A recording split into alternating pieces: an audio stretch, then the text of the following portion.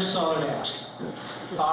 What we've done here is, let's see, it's been about a month ago already. The U.S. Forest Service came in and gave me a travel management plan, dropped it on my desk and said, you got 45 days to digest it and make a decision on one of the 4 options. And oh, by the way, option number 1 is not an option you could choose. Option number 1 was do nothing at all.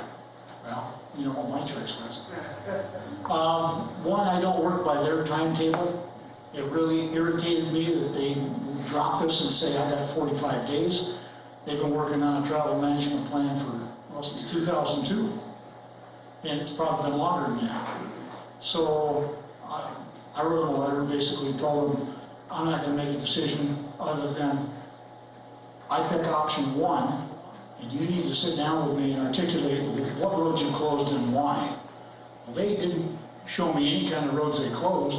They're suggesting the roads they're going to close. And my question was, if I sign this, does that grandfather everything else that you've closed? And they wouldn't answer me. I could pull their teeth easier in getting answers out of these folks. The reason I got these maps is a gentleman came in with a 1971 map that used to draw these for the U.S. Forest Service.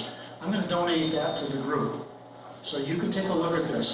And any road that you see here in red, and you see the key over here, roads closed for basic custodial care and roads that were decommissioned, they're in red. Those are the roads that I could find that they already closed. Now they're talking about closing, I think they only said 7 miles within the county this time around. Well, I don't recognize any of these roads being closed. And I say it based on this. As a chief law enforcement official, I'm responsible for the health, safety, and welfare of this community. If I need to get up into any of these areas, whether it be to put out a fire, to get a fire apparatus up there, oh, by God, don't cut a tree down, but it's okay to burn 500,000 acres. Yeah. You know, I don't understand the logic.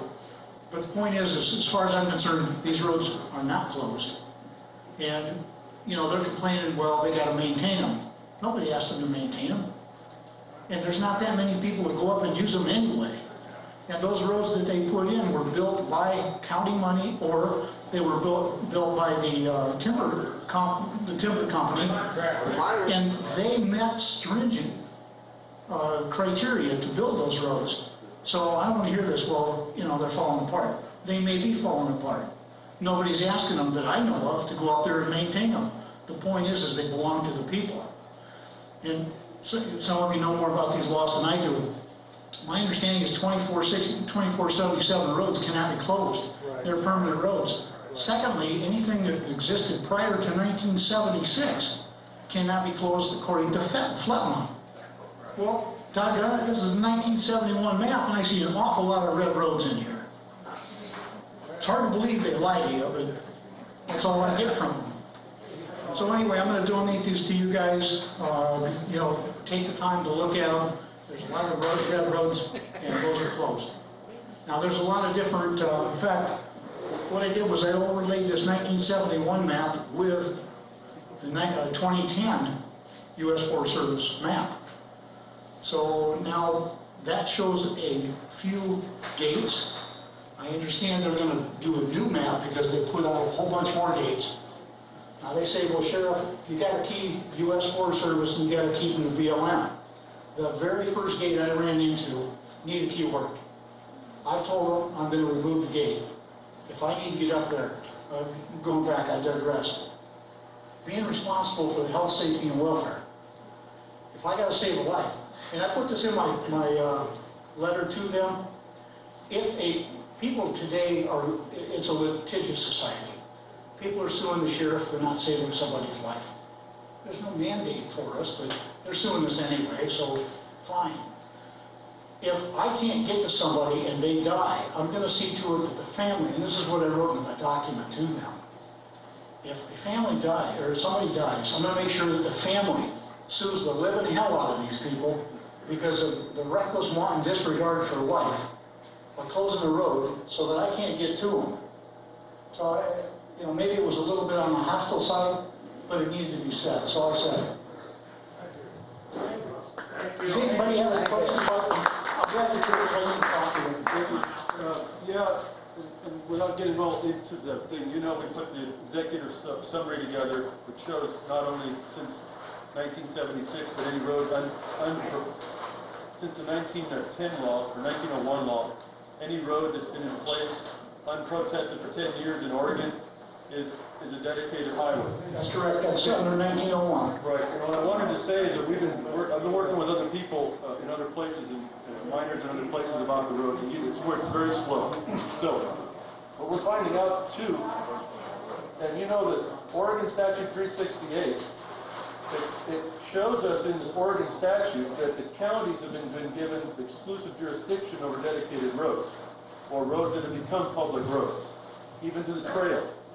Yeah. What the agencies apparently are supposed to do by the law, and under the grant, because it doesn't say it by name, but it refers to the grant of the United States, which is the 1866 Act, not the revised statute, which is critical to understand here for the 1976 law. But the jurisdiction for all these dedicated roads, public roads, they can become dedicated roads once they were constructed, and they were accepted by the construction of the 1866 law. The dedication and the altering, the modification of those is exclusively in the county. The county board has the authority to remove all deeds that haven't gone through the process that's delineated in ORS 368. And we're working with the county, a couple of other counties, as they get underneath their feet their authority to be able to stop the BLM from closing roads and this and that. And now we're addressing the gates just like we have been in place for a long time. The law is clear in Oregon. ORS 368 says that the county will be petitioned to do all their authorizations. If there's going to be an obstruction to a road, the ones that want to make an obstruction have to provide for an alternative, because these dedicated lands are forever dedicated, permanently. So just as another power here, you don't have to fight really with them over this. If you're finding places where the blocks don't fit, and that you can identify that to be a public road underneath ORS 368, the county road department can go lift that block out of there. It's an illegal obstruction. We're far from done with the issue. We're going to continue to fight. There's a lot of avenues that we can start working at, and I thank you for the maps, because we can eventually here task some miners to use the coordination power that we're developing now, and we're getting our paperwork situated to go back after that. Okay. Thank you. The point is we got a long ways to go with it, and it is a battle. We got a long ways to go with it. We're going to continue with it to make it to our benefit. Yes, sir. That happens. Was that in some kind of electronic format?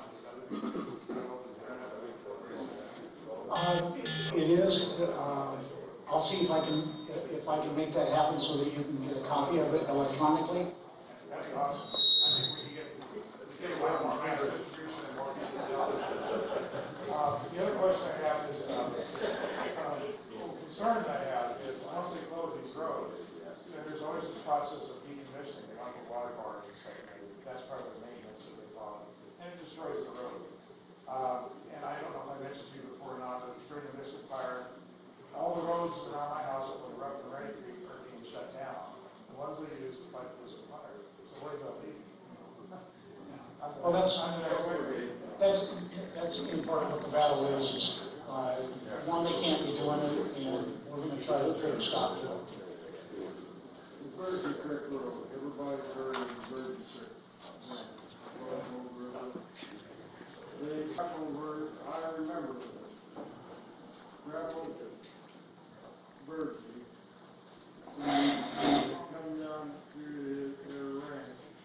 He built a road down off the hill, right where Berkeley Creek Road at now. All that, all hell broke loose. He prevailed, because he gave them an owner understanding. Transport their products and so forth. Well, we're touching, it's the tip of the iceberg that we're addressing. You know, there's a whole bunch more attached to this, and I'm going to try to get into some of that as well. Yes. But I don't want to squeal it. Thank you. Let's see, the other point on here is the wild and scenic.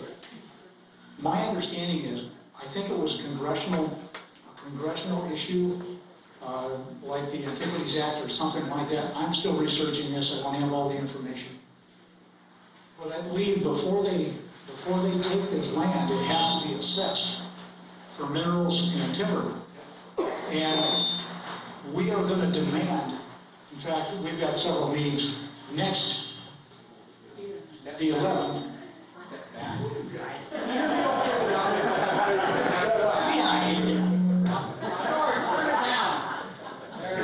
Let me get behind it. Let me get behind it. Okay, I use hand signals too. They're still getting squealed. Can you guys hear me? Yeah. I'll speak up. The issue is now they want to take under Wyden and the Fazio and the governor, they want to take not 58,000 acres, it's closer to 64,000 acres. And they're calling it watershed. We're talking about the tributaries that feed down into the road. Have you guys ever seen anybody, let me share this with you. I've been coming out here since '67. I moved here in like '91, and I've been on the road a lot. I spent a lot of time on it. I've never seen anybody park their boat and walk anywhere near 50 yards further up the hill, unless maybe it's a miner going up those tributaries. People don't go up there. Now, part of the reason that they got this piece of land in the first place is roadless. Look at this map. Yeah, I know. You'll see there are roads there. Oh, yeah. So what we're looking at doing is we're looking at filing fraud against them for that. So we got some people that are looking into doing just that. Yes. Well, they do legally do that. They decommission the roads. That's what I was telling you, is that what happens once it gets for us, and then they start the decommission process, then the road doesn't exist anymore. Well, to their minds it doesn't. To our minds it does, and that's the pretext that we're going to take this forward with. And for them to say that they did the assay for soil, the soil assay for minerals and stuff, we're going to make them produce them because we don't think that occurred. And they're saying it's a roadless area, and what was the other issue up there? But anyway, we're gonna file a suit against that. And when you say we, that is the county? I'm sorry? That's the county that's going to do that, or is it? Yes. And all the miners got to do it too, because they're taking all the mining ground. That's why we're doing this. You know, as much to protect you as it is for, you know, everybody else that wants to just go up there. It's fraud if they said there's no roads. Hell yes, there's roads, and I got a map. You now have a map that shows those roads are there. And they can't do this unless The minerals can be proven. I'm sorry? The minerals can be proven. By the miners who got the claims. But they have to do an assay, if it's a correct A word. phony one, they can do. They have to do it. That's right. I'm sorry? You have your own